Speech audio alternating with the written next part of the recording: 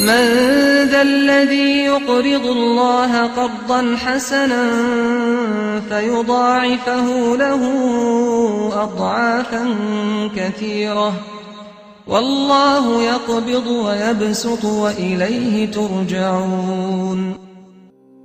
بەناوی خوای بەخشندەی مێرەبان، سڵاوتان لێ بێ بینەرانی عزیز. دیارە دەستگای خێرخوازی بەخشین زیاتر لە 5 ساڵە لە کردی تەندروستی خزمەت بە هاوڵاتیان دەکات بەبێ جیاوازی و نزیک بە 2 ساڵ لەمەوە پێش پرۆژەکانی لە کەرتی تەندروستی کە پرۆژەیەکی قازانج نەویستن بەرفراوانتر کرد بە دروستکردنی 2 کۆمەڵگای پزیشکی لە شاری کەلار و هەڵەبجەوە بە دروستکردنی نەخۆشخانەیەکی گەورەی 24 کاتژمێری لە ناو شاری سلێمانی. لەم بەرنامە تایبەتەدا دەمەوێت گەشتێک بەناو پرۆژەکانی تەندروستی بەخشیندا بکەم بزانم لە ماوەی ساڵانی ڕابردووە بە تایبەتی لە 2 ساڵی ڕابردوو چۆن و چەندە خزمەتی بە هاوڵاتیان کردووە بەڵام بەبێ جیاوازی. لەگەڵمان بن.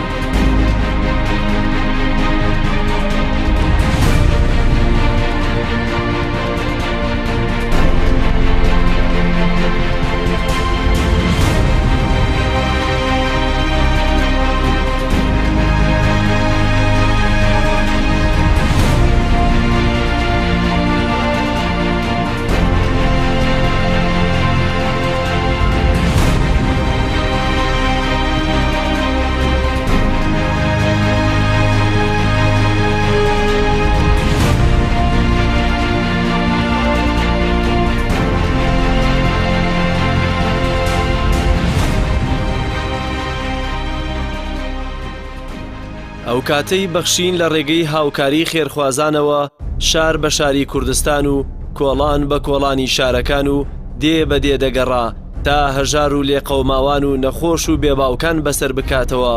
بووە لانەی لێقەوماوان و فریاد ڕەسی هەژاران و سێبەری بێباوکان و دەستی شیفای نەخۆشەکان. هەر بۆیە بەخشین لە گەیاندنی هاوکاری و چارەسەری نەخۆشەکانەوە دەستی بۆ پرۆژەی گەورەتر و خزمەتی گەورەتر برد. لە دوای چارەسەری زیاتر لە 150 نەخۆشی جۆرا و جۆر و کەم دەرامەت لە ناوە و دەرەوەی وڵات دەستی بۆ پرۆژەی تەندروستی گەورە برد. 5 ساڵ لەمەوبەر کۆمەلگای پزیشکی خێرخوازی کوردستانی بنیادنا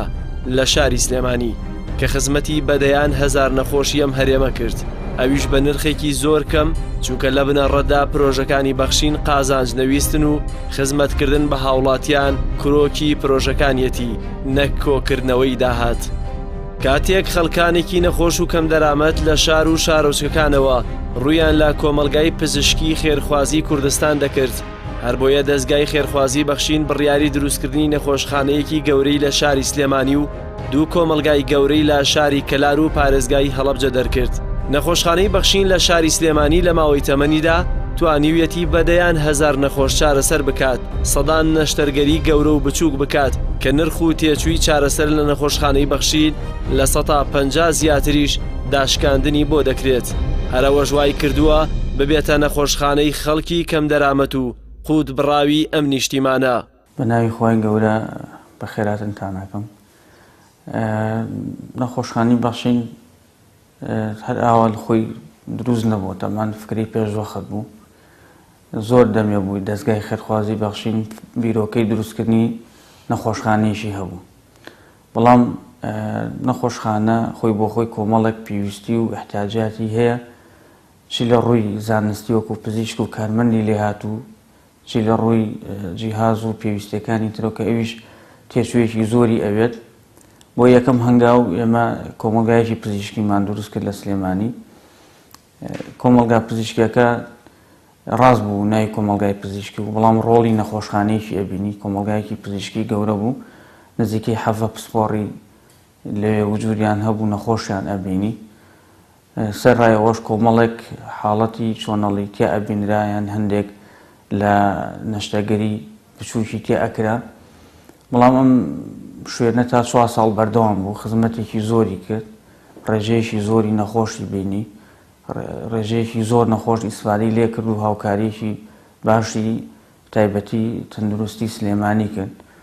بۆیە هەلەوە بیرۆکەکە زیاتر فراوانتر بوو کە قۆناغێکی تر هەیە لە پێشمان ئەوێ بچینە پێشەوە بیبڕێنەویش دروستکردنی نەخۆشخانەیەکی گشتیە. ئێمە سەرەتای بیرمان لەوە کردووە تەنها نەخۆشخانەی دروستکەین تایبەت بێ بە بوارێک، بۆ نەبەس بواری چاویان، بەس بواری ژنان و مناڵبوون و نەخۆشیەکانی ژنان و مناڵبوون. بەڵام دوای بیرۆکەکە گۆڕا لەبەر ئەوەی هەستمانەکە احتیاجاتی و پێویستی دانیشتوانی هەرێمی کوردستان و بە تایبەتی پارێزگای سلێمانی زیاتر لەوەیان نەخۆشخانەکە گشتی بێ. بیرۆکەی تر گۆڕا و دەستمان کرد بە دروستکردنی نەخۆشخانەی بەخشین. سوپاس بۆخوا نەخۆشخانەکە هاتە بەرهەم و تا ئێستش بەردەوام و ئینشاءڵڵا بەردەوامتریش بێ. ئێمە بەڕاستی هەموو وەسائلێکمان خستۆتە کار، هەموو شتانی کەوا بن بەوەی کەوا نەخۆش هاوکاری نەخۆشکەین زیاتر لێرە چارەسەرێکی دروستی بۆ بکرێت، چی لە ڕووی ئەوەی کەوا پزیشکێکی پسپۆڕی لێ هاتوو بیبینێ یان شیکاریەکی دروستی بۆ بکرێت، دەرمانێکی کواڵەتی بەرزی پێ بدرێ، نەشتەرگەریەکی زۆر باشی بۆ بکرێ. هەموو ئەو ڕێکارانەمان گرتۆتە بەر. سەرڕایەوەش ئێمە هەر گرنگیمان بۆ نەداوە نەخۆش کە دێتە ئێرە زیاتر لە ڕۆ زانستێکە و مستەفید بێ و سوودمەند بێ. لە دوویەکی تریشەوە گرنگیمان بە شوێنی ئیسراحەتی نەخۆش داوە کە دێتە ئێرە خۆی و مرافقەکە یان جاوای مناڵی پێ. لەو ڕوانەشەوە گرنگیمان داوە ئەم مناڵە شوێنی تایبەتی هەیە کە بچێ ئیسراحەتی خۆی تیاوەگرێ و لەوێ هەندێک یاری و کۆمەڵێک شتی تایبەتی لێ بە مناڵەکان، یان ئەگەر مرافقی هەبێ شوێنی ئیسراحەتمان هەیە، شوێنی چێشخانە و کافتریایی زۆر باشمان هەیە کە لە خۆشترین شوێنی نەخۆشخانەکەمانە. سەرڕایەوە شوێنی نوێژمان هەیە بۆ ئەو کەسانی کە کاتی نوێژەکان دێکە ئێش بۆ خۆی ئەمە لە وڵاتێکی موسڵمان نشینن کە پێنج فەرزەکە هات بریکە سوکاری نەخۆش ئەبێ شوێنێکەی کە بچن لەوێ ئیسراحەتی خۆیان وەرگن نوێژەکانیان ئەدا بکەن. لەگەڵەوەشە لە کلینیکی دکتۆرەکانە کە چاوەڕوانیمان زۆرترین چاوەڕوانیمان ئەکەوێتە کلینیکی پزیشکەکانەوە، زۆر گرنگیمان داوە یەک بە تەهویەی ئەو جێگایانە کە هەوا ئاڵوگۆڕ بێ، ساردی و گەرمی، شوێنی دانیشتن، تیڤ، کۆمەڵێک شتیکە. لە هەمان کاتە لای ئێمە سیستەمیشی داتابیسە، نەخۆش پێویست ناکات لە مختەبەریان لە شوێنێکی تر چاوەڕێ بکە، ئەتوانێت هەر لەو جێگای کە دکتۆر بینیوێتی لەو جێگایە چاوەڕێ بکە، نەتیجەی فەحسەکانی لە ڕێگای سکرینێکەوە بۆ ئاشکراکرێت کە ناوی سیانی کەسەکە و کۆدەکەی و نەتیجەکەی بڵێ ئەنجامی شیکاریەکانی تەواو بۆ توانێت سەردانی پزیشکەکەی بکاتەوە و بەردەوامیشتین زیاتر لە پێشخستنی ئەم بەشانە بەتایبەتی بەشی ئایتی و سێرڤزی ئایتیمان ئەمانەوێت زیاتری بەهێزتری بکەین مانەوێت لەمە دووە چەند پزیشکێکدا بنین لەگەڵ پزیشکە پسپۆڕەکانە تەنها ئیشان ئەوە بێت ئەو زانیاریانی کە لە نەخۆش وەرەی گیرێت داخڵی سیستەمەکە بکرێت بۆ توێژینەوە بۆ مەجای کە ئەم سودمەند دەبین لێ و لە هەمان کاتە ئەمانەوێت بگەین بە نەتیجەیەک لەو ڕۆوە بزانین چەند نەخۆشی لە سنووری بەتایبەتی پارێزگای سلێمانی و هەرێمی کوردستان زۆرن ئێمە زیاتر تەرکیزمان لەسەر ئەو زۆرە نەخۆشیانە بێت لە ئێمە جگە لەوەی کەەوە بڵێ کلینیکمانەیە چەند سنتەرێکشمانەیە هۆڵی نەشتاگەریمانەیە شوێنی داخڵبوونی نەخۆشبانەیە هەر شوێن و ڕێگای تایبەت بە نەخۆشی گەورە و مناڵان گیان لە یەکتری بەپێی ئەو داتانەی کە تا ئێستا لە بەدەستی بنایە ئێمە لە ماوەی ساڵێکی ڕابردووە نزیکەی 255,000 نەخۆشمان بینیوە بەسەر جەم جۆرەکانی نەخۆشیەوە لە ماوەی یەک ساڵی ڕابردووە نزیکەی 6,000 نەشتەرگەری لە نەخۆشخانەکەمان ناکراون سوپاس بۆخوا سەرجەمیان سەرکەوتوو بوونە و ڕێژەی لەدایکبوونی تەواو 100% لە بەردەستان نییە بەڵام ڕێژەیەکی زۆری لەدایکبوونمان هەیە تەنها لەو کاتی کە لە ماوەی 12 ڕۆژ کە نەخۆشخانە حکومیەکان بایکۆتیان کردبوو نزیکەی 556 مناڵ لە نەخۆشخانەی بەخشینە لەدایک بوو بەرنامەمان هەیە بۆ فراوانکردن چونکە نەخۆشخانە تەبیعەتی کاری وایە ئەبێ بەردەوام ئەپدەیتی کەیتەوە بەردەوام نوێگەری تیا بکەین ناکرێت ینی لە قۆناغێکا بۆستی بڵێ لەم قۆناغەیە پێویستمان بە نوێگەری نییە بە گەشتین بە ئاستێک گەشتین بە لووتکەیەک گەشتین بە قۆناغێک لەو قۆناغی دواتری نییە بەردەوام خەریکی نوێگەرین گەورەترین پلانمان ئێستا لەم کاتەیە دروستکردنی بینایشی نەخۆشخانەیە کە ئەم بینایکە ئێمە تێن بیناکە کرێیە مانگانە کرێشی زۆرە لەسەرمان ئێمە سوپاسی خاوەنی بیناکە ئەکەین هاوکاری کردوین بەڵام وەلەی مسافی بیناکەمان زۆر گەورەیە بەڵام هەستەکەین زیات پێویستمان بە کۆمەڵی خەدەمات و خزمەتگوزاری ترە لەم بینایەت لەوە زیاتر ناتوانین پێ بچینە جێگایشتر ئەوانەش دروستکەین پلانی یەکەممان چۆنێک پێوتێ پلانی ئەی دروستکردنی نەخۆشخانەیەشی گەورەیە لەسەر ستانداردی عالەمی پلان و نەخشە و پرۆپۆزەڵ و هەموو شتەکانی حازرن وا لە ڕێگای دەستێ و بەرهەمهێنان و ئەنجومەنی پارێزگای سلێمان و محافەزەی سلێمان وا خەریشین جگە لەوەش پلانمان هەیە بۆ ئەو جێگایەش چی بەشێک زیادکەین زیاتر تەرکیزمان لەسەر چەند بەشێکە بەشی ئەشیعە کە خۆی لە سیتیسکان و MRI و مامۆگراف و ئێمە ئێستا زۆربەیمان هەیە ئەمانەی لێ زیاتر فراوانیکەین و بەشی نەخۆشەکانی دڵ ئەمانەوێت تەرکیزکەینە سەری دروستکردنی شوێنی قەستەر و باڵۆنە مانەوەی نەخۆش شوێنی تایبەت بەوان لە هەمان کاتە ئەمانەوێت بەشی ژنان و مناڵبوونی زیاتر مەجالەکە فراوانترکەین تەواو مەجای ژنان و مناڵبوون جیاکەینەوە لە شوێنیش تایبەتمەندا بێت و ئێستا کۆمەڵک نوێگەری کراوە لە حاڵتی لەدایکبوونی ئاسایی ئەو نوێگەرانەیان هەموو تیا جێبەجێ بکەین ئێمە سوپاس بۆخوا ئەو ڕێژەیە گەنج ئیداری ئەم نەخۆشخانەیەکە هەمویان خەڵکانێکن ئاستێکی باشیان نیە شاری زۆر باشیان هەیە بەرپرسی باشەکانن ینی من لیان ڕائەبینم و لە توانایانە هەیە زیاتر ینی نوێگەری بکەن لەم نەخۆشخانەیە و ئێمە لەو کاتێک کە نەخۆشخانە میلیەکان بایکۆتیان کردبوو ئێمە توانیمان تا ڕادەیەکی باش پێشوازی لەسەر جەم ئەو نەخۆشانە بکەین کە ڕویان کردە نەخۆشخانەی بەخشین کە ڕێژەیەکی زۆر بوون بە نەخۆشی مناڵانەوە بە ژنان و مناڵبوونەوە بە نەشتەرگەری ئیمەرجەنسی و کتۆپڕەکانەوە لە هەموو حاڵەتەکانە ئێمە توانیمان کەڤەری ئەو وەختە بکەین و دەستبارێکی باشی تەندروستی سلێمانی بین و تا ڕادەیەکی زۆر باش ئێمە ئەو کاتەش سەر ڕای نرخەکانی ئێستامان نرخی ڕەمزین ئەو کات زیاتریشمان کەم کردەوە بۆی هاوڵاتی سڵەوە نەکاتەوە لە هیچ کاتێکە نەیاتە نەخۆشخانەی بەخشین و چارەسەر وەرنەگرێت لە هەموو کاتێکە ئێمە دەرگامان کراوەیە زۆربەی کات هاوڵاتی هاتۆتە نەخۆشخانەی بەخشین و هیچی پێ نەبووە پێویستی بە نەشتەگەریەکی گەورەشە بۆ هەموو شتەکانی بۆ کراوە و هیچ حسابێکی لێوە نەگیرەوە بەڵام پاژەوەی کە ئێمە دڵنیا بووینەوە کەم کەسە پێویستی بە هاوکاریە کە پرۆژەی بەخشین پرۆژەیەکی وەقفە ئەبێ بۆ ئەو کەسانە بێ زیاتر پێویستیان بە هاوکاریە ئەوانە زیاتر ئەکرێن بە فری ئەکرێن بە بێ بەرانبەر ئەوانی کەش پرۆژەکە وای لێکراوە هاوڵاتی بە عام بە شێوەیەکی گشتی سوودمەندە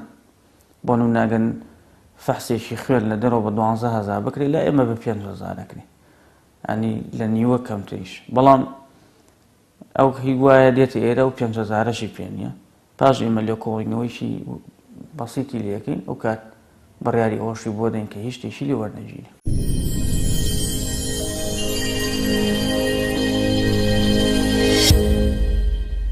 بەشێکی تر لە خزمەتگوزاریەکان لە کەرتی تەندروستی دیارەکە تایبەت بن بە دەستگا خێرخوازیەکەی بەخشینەوە کۆمەڵگەی پزیشکی بەخشینە لە پارێزگای هەڵەبجە کە دیارە لە دوای کردنەوەی ئەم کۆمەڵگە پزیشکیە بەشێک لە کێشە و گرفتەکانی کەرتی تەندروستی لەم پارێزگای ئێستا چارەسەر بووە بە تایبەتی لەوەی کە هاوڵاتیان دەستیان بە هەندێک پزیشکی پسپۆڕ نەدەگەیشت بۆیان زیاتر لە ساڵێکە بە فەرمیان کۆمەڵگەی کراوەتەوە حەقی خۆیەتی کە لێیان بپرسیم بزانین لەماوەی یەک ساڵی ڕابردوودا ئەمان چیان کردووە و بۆ کێیان کردووە و چۆنیان کردووە لەگەڵ مۆرن با پێکەوە بڕێنە ئێرە و ئەمجارە لەم کۆمەڵگەیە بپرسینەوە بزانین ئەمان چیان کردووە.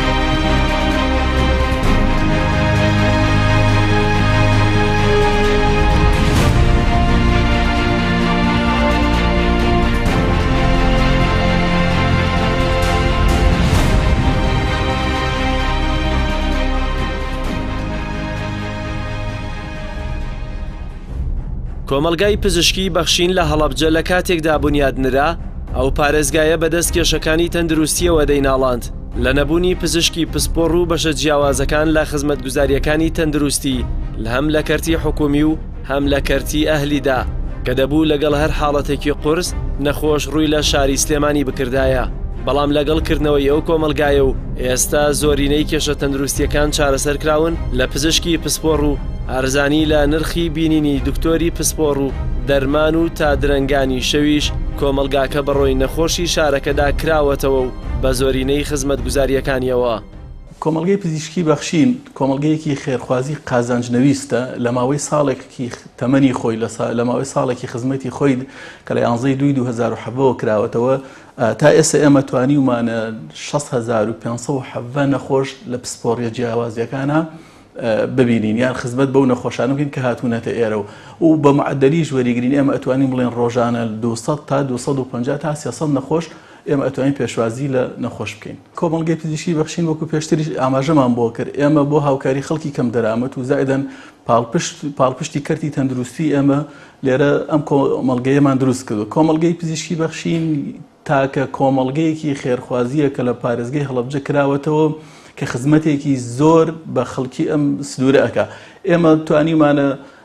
لە ڕووی بازارە بڵین لە ڕووی بازارە توانیمانە زۆر ئاسانکاری بۆ خەڵک بکەین لە ڕووی کەرتی تەندروستیشەوە بەڕاستی ئێمە خزمەتێکی باشمان کردووە توانیمانە ئەو فەراغانەی کە لە کەرتی تەندروستیە دوای ئەو قەیرانەدارەیە کە دروست بۆ بەڕاستی ئەو فەراغەشیان بۆ پڕ بکەینەوە. ئێمە ئەگەر بە نمونە وەریگرین سۆنەر لە کەرتی تەندروستی لە کەرتی حکومیە لە شەوە نییە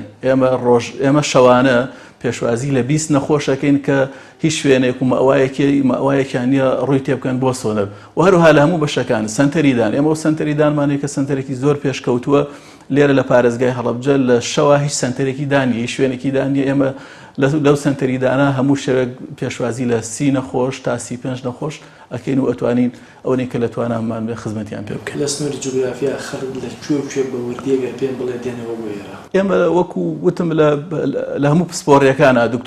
دکتۆری هەموو پسپۆڕیەکانمان هەیە و لە هەموو شوێنەکانیشانە خەڵک ڕوومان تێەکە بەتایبەت پارێزگای هەڵەبجە لە هەورامان و تەنانەت خەڵک لە زەڕایەن و خەڵک لە دەربەنی خان و لە پێنجێن و ئەو خەڵکانش لەبەرەی دکتۆرەکانی ئێمە الحەمدولله سپاس بۆخوا هەم دکتۆرەکانمان بوونەتە جێگەی اعتیمادی خەڵکی هەم شوێنەکەشمان کە پرۆژەیەکی خێرخوازی و خزمەتگوزاریە بوونەتە جێگەی ڕەزامەندی خەڵکی ئەو خەڵکەش لە دوورەوە سەردانمانەکەن و ئێمەش بە خۆشحاڵی و توانیمانە خزمەتێک بچوو بۆ خەڵک. ئێمە سەرەتا دەستمان پێکرد بەم کۆمەڵگە پزیشکیە عادەتی وا دەست پێەکەی پرۆژەی فراوانکردن و گەورەترمان هەیە ئەویش ئەوە سێتەوە سەر هاوکاری خەڵکی خێرخواز و بۆ ئەوی بتوان زیاتر هاوکاری ئێمە بکەن و کەرتی تەندروستیش لەگەڵیا پاڵپشتمان بێ چونکە لە پارێزگای هەڵەبجە بەڕاستی تا ئەسە خەسخانەیەکی ئەهلی کە عملیاتی تیابکرێ نییە پشتیوان بەخوای گەورە ئەگەر خەڵکی هاوکارمان بێ و کەرتی تەندروستیش هاوکارمان بن ئێمە لە پلانی داهاتوومانە لە ساڵی داهاتوویە هەر چەنەکە خوای گەورە ئاسانی بکە ئێمە بەرنامەی کردنەوەی خەسخانەیەکی گەورەمان هەیە بە نمونەی نەخۆشخانەی بەخشین لە سلێمانی کە بتوانین ئەو فەراغە تەندروستی کە هەیە ئێستا لە پارێزگای هەڵەبجە بۆی خەڵکی بۆ عملیات یا بۆ هەر شتێکی ئاسایی ئەبێ ڕووبکاتە سلێمانی ئێمە ئەمانێ بەڕاستی ئەو فەراغەش لێرە پڕ بکەینەوە.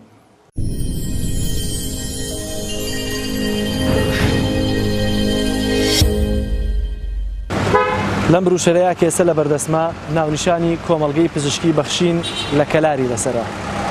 کە ئەگەر تەنها لاپەڕی یەکەمی هەڵدەیتەوە باز لەوە دەکا چەندین نەخۆش لێرە دەتوانێت سوود لە پزیشکە پسپۆڕەکان ببینێت بە لە هەمووشی گرنگتر لەم خێرانەدارەیەدا لێرە نرخی بینینی دکتۆر و دەرمان و هەموو تاقیگە و هەموو خزمەت گوزاریانەی کە لە ناو کۆمەڵگەکەدا هەیە بە نیوەقیمەت و بەداشکانی لە 150 و زۆر جاریش زیاترە.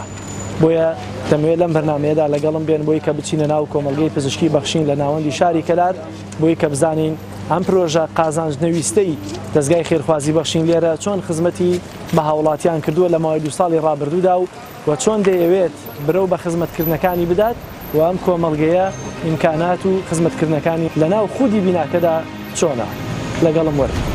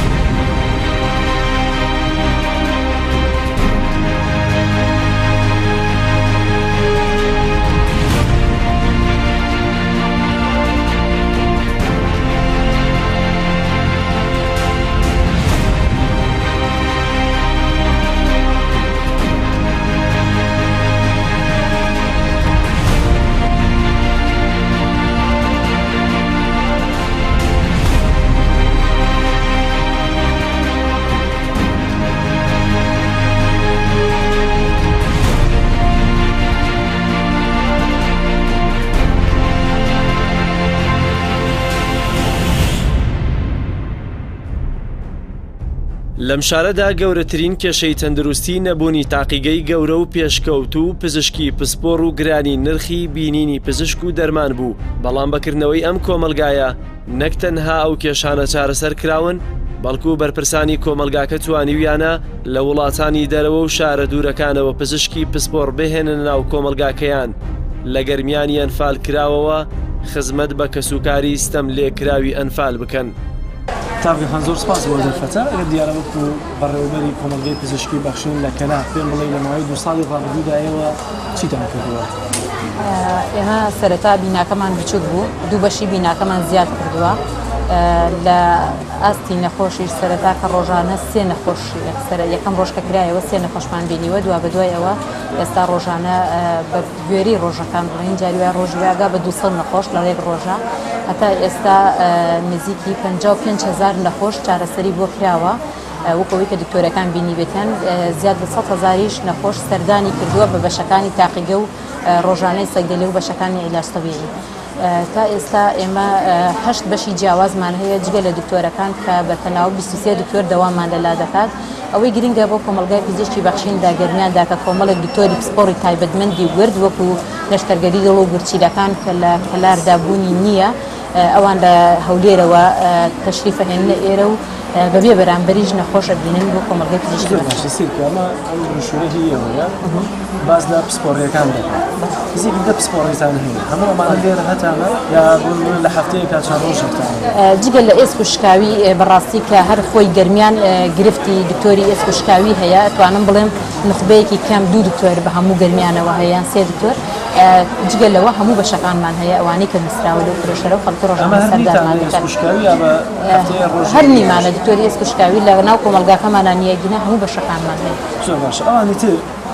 سەردانی نەخۆشکردنی لێرە چۆنە بۆیان؟ بۆ نمونە پێشتر گەلێوە نەتان وایە پێشتر خەڵک بۆ دەرەوەی شارەوەی بۆ سلێمانی ئەومانە ئێستێوە کردوتانەتەوە کە سەردانی لێرە دەکەن؟ ئەو پسپۆڕ ڕێوردانەی کە وەکو دڵ و دەمارەکان و گورچیلەکان و بە تایبەت ئەوانەی کە پێویستیان بە قەستەرە و شەبەکە و باڵۆن هەبێ گەر نەبووایە ئەبێ بڕۆژنایە هەولێریان سلێمانی ئەو ڕێگە دووریان ببڕایە. بەڵام بۆ پسپۆڕەکانی تر هەیە لە کەلارە دکتۆرەکان کە من و پیتاقەکانیان گرانە کە 10,000 و 15,000 لەبەرەوەی ئێرە 3,000 بەڕاستی نەخۆشێکی زۆر ڕومانتیەگات و دێتە ئێرە. باز لە نرخەکانی ئەم کۆمەلگایەتان دەکرێت سوڵەی نەخۆش 30,000 بۆ نمونە هێڵکاری دڵ 30,000 ڕەنگە ئەگەر من بۆ تیمنانی دڵی خۆم بە پیاسەیەکیش لەبەرم نەخۆشخانەکەتانە بڕۆم 30,000 ئاسان بتوانم باسێکی دڵی خۆم بکەم. ئەم نرخانە بەڕاستی هەراوە ئەرزانە لایەوە؟ بەڵێ ئێمە چونکە بەڵێ لەبەرەوەی کۆمەلگای پزیشکی بەخشین و هەر بە دەستگای بەخشین خۆی دەستگایەکی خێرخوازیە و هەمیشە ویستویەتی هاوکاری خەڵکی هەژار و بێدەرەکان و نەخۆشەکان بکات. ئێمەش ئەمە وەکو هاوکاریەک کردومانەتەوە لەم دەڤەرەدا. بەڵێ بینینی دکتۆرەکانمان 3,000 تشک و سۆنەرمان 7,000 و بەشەکانی ترمانیانی هەڵکاری دڵمان بەو شێوەیە ئیکۆیە کە لە شوێنەکانی دیکەدا دەکرێت بە 25,000 و 30,000 لە ئێمە تەنها 15,000. ئەمە ئەم پرۆژەیە زەرەری لەسەر ناکەن ڕاستە قازانج نەویستە بەڵام بۆ داهاتەکە چۆنە؟ ئێمە بە حکمی ئەوەی کە بەتایبەت لە سەیدەلێ و مختەبەرمانە کە فەحسێکی زۆرتر ئەەکەین مەوادێکی زۆرتر ئەهێنین ئەتوانین تا ڕادەیەک تعویزی ئەو زەرەرە بکەینەوە کە لەوانەیە لە بینینی دکتۆرەکانە لە بەرەوەی مەقطوعەیەکی پارە دێن بە دکتۆرەکان و پشکی لەو 3,000 پشکیان هەیە. بەو شێوە تا ئێستا ئەگەر بڵێم پرۆژەکە قازانجنەویستە بەڵام تا ڕادەیەکیش لە زەرەرمەندان نەبووین یان نین پشت بەخوای گەورە لەبەر ئەوەی ڕێژەیەکی زۆرتر خەڵک ڕومانتیەکە بەرامبەر ئەوەیە کە پیتاقەکەمان هەرزان و گران نییە. بۆی کە سەرپەرشیاری گشتیش باسی کردنەوەی کە هەندێک دکتۆری بیانیتان هێناوە لە هیندستان لە ئێرانەوە پرۆژە پلانتان بۆ ساڵانی داهاتووتان چی؟ بەڵێ کاک جەلال ئێمە بە تایبەتی بۆ ئەم ساڵ پێمان نایە ساڵی دووەمی کۆمەلگاکەوە بە ستافێکی ورد بە کەسێکی تایبەتی بواری دانانی پلانێکی زۆر ورد و چڕوپڕمان داناوە بۆ کۆمەلگای پزیشکی بەخشین کە هەنگاومان لەوەیە چاومان لەوەیە کە ئیشی زۆرتر و گەورەتر بکەین لە کۆمەلگاکار و ئاماژەم پێکە کێمە سەرەتا 3 نەخۆش بینراوە لەم کۆمەلگایە ئێستا گەشتۆتە نزیکی ڕۆژانە بەلایەن کە 150 نەخۆش ئەبیندێ بەسەر جەنبەشەکانەوە. بۆیە پلانمان لەوەدایە و پلانی وردمان بۆ داناوە کە ئەمانەوێت دکتۆری تایبەتمەندتر و زیاتر لە دەرەوەی کوردستان بهێنینە ئێرە ئەگەر ئەوە وەکو مەرحەلەیە بۆ مەرحەلەی دووەمیشی ئەوەیە کە ئێمە دکتۆر لە پارێزگاکانی بە تایبەتی هەولێر و سلێمانی دکتۆری تایبەتمەند ئەو دکتۆر و پسپۆرانی کە لە ناو کۆمەلگاکە دانینیان بەڵام لە ناو گەرمیان دانین ئێمە بهینە کۆمەلگاکە و بۆ ئەوەی ڕێگەی دووری نەخۆشان کەم بکەینەوە. بەڕووی کەشکەوتنی ئامێرەکانتان لە تاقیدا لە ناو ژبوونەوە چاو لە دام لە شوێنەکانی تر بەشەکانی تر هیچپلانتان هەیە کە زیاتر ئامێرەکانتان متەقەول کردە؟ ئێمە کە لە سەرەتاوە بەخشینمان کردەوە کۆمەلگای پزیشکی بەخشین لە گەرمیان هەرچەنە بە گیر و گرفتێکی زۆر تێپەڕین بەڵام سپاس بۆ خوا گەورە سپاس بۆ بڕێوەبەری گشتی تەندروستی گەرمیان کە هاوکارمان بوون ئێستا خەڵکێکی زۆریش کە سپە متمانەی پێکردوین بڵێ لە هەموو بەشەکانمانە ئامێرەکانمان نوێ کردوێتەوە ئامێرەکانمان پێشکەوتوو کردووە و بەنیازیشن ئینشاءڵڵا ئامێری باشتر و گەورەتر بۆ نمونە مختبەرمان تا ئێستا کە جیهازی کۆباسی تێدایە لەوانەیە بەشی مختبەر خۆیان باسییان کردبێت و بەتەمان بەخوای گەورە جیهازی زەرع بێنین و جیهازی ئۆپیجی بێنین بۆ تاقی بۆ بەشی تیشکەکەمان کە تیشکێکی وردی دانە دەگیرێت. دروستێتان بەرز کردوێتەوە لە ئێمە دڵنیاتری لەم 2 ساڵەیە خەڵک لە ئێوە دڵنیا بوو؟ ئەوە پێم خۆش ئەو پرسیارەت لە خەڵک بکردایە بەڵام ئەوەندەی کە ئێمە خۆمان پیجێکی 29,000 لایکیمان هەیە و ئەکاونتمان هەیە ئینستاگراممان هەیە ڕۆژانە هەتا لینکێکمان داناوە لینکی بەڕاشکاوی کە خەڵکی زۆر بە ئاسایی ئەتوانێت کە جگەر لەوەی کە ناوی دەرناچێت و بەوەیە لە سەراحەوە ئەوانەی خۆمانمان پێ ئەڵێن من ژمارە مۆبایلی شخصی خۆم لەناو کۆمەلگاکە هەڵواسیوە بۆ ئەوەی ئەگەر کەسێک شتێکی تایبەتمەندی هەبوو گلەیی لە سکرتێرێک لە هەر کەسێکمان هەبوو لە دکتۆرێک ڕاستەوخۆ پەیوەندیم پێوە بکات بڵێن گلەی نییە هەیە ڕەخنەی بنیادنەر هەیە بەڵام تا ئێستا سپاس بەخوای گەورە خەڵکی زۆر لەمان ڕازی. کردی تەندروستی لە حکومی هاوکاریتان دەکات؟ کردی تەندروستی بەوەی کە ئێمە ئەتوانین ئەگەر نەخۆشێکمان حاڵەتاتێکی تایبەتمەندی هەبوو بە سنگێکی فراوانە و بەڕێوەبەری گشتی تەندروستی گەرمیان مۆڵەتی ئەوەی پێداوین کە ئەتوانین لە نەخۆشخانەی شەهید هەژار کە نەخۆشخانەی فریاکۆکتە تەواوی بڵێن لەوێ ئەتوانێت ببیندێت و چارەسەری بەپەلەی بۆ بکرێیان ئەگەر نەخۆشێکی زۆر تایبەتیش بێ پێویستی بە ئیسعافە بێ ئەوان ئەتوانن سەر ڕێکارەکانی خۆیان لە تەواوی بۆیان کرد بینێرنە سلێمانی. ئێمە لە خزمەتانە سپاس.